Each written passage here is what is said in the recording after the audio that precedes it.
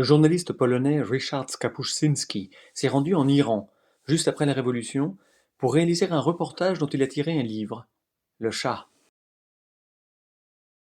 Dans ce beau passage, il donne la parole à un vendeur de tapis qui parle de l'importance du goût et explique celle des tapis. Quand je veux me remonter le moral et passer un moment agréable, je me rends rue Ferdousi, où Monsieur Ferdousi tient une boutique de tapis persans. Monsieur Ferdousi, qui a passé sa vie entière à côtoyer l'art et la beauté, regarde la réalité qui l'entoure comme un film de série B dans un cinéma minable et sale.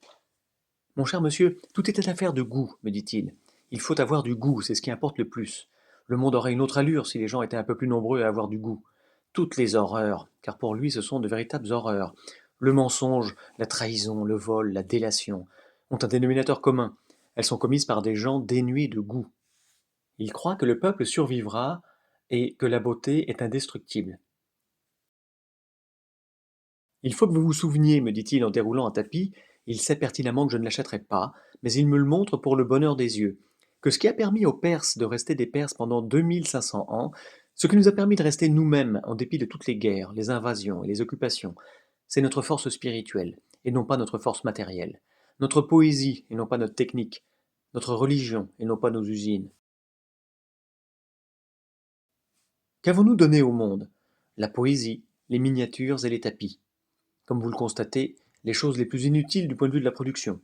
Et c'est à travers elles que nous nous sommes exprimés. Nous avons donné au monde des merveilles superflues, uniques, irremplaçables. Notre contribution à l'humanité ne sert pas à faciliter la vie, mais à l'embellir, pour autant que cette distinction ait un sens, bien sûr. Car un tapis, par exemple, est pour nous une nécessité vitale. Déployez un tapis sur un sol désertique et brûlé. Installez-vous dessus. Vous aurez l'impression d'être couché sur une prairie verdoyante. Oui, nos tapis évoquent des prés florissants. Vous y voyez des fleurs, un jardin, un petit étang et une fontaine. Des pans passent entre les buissons. Sans compter qu'un tapis a la vie longue. Un bon tapis conserve ses couleurs pendant des siècles.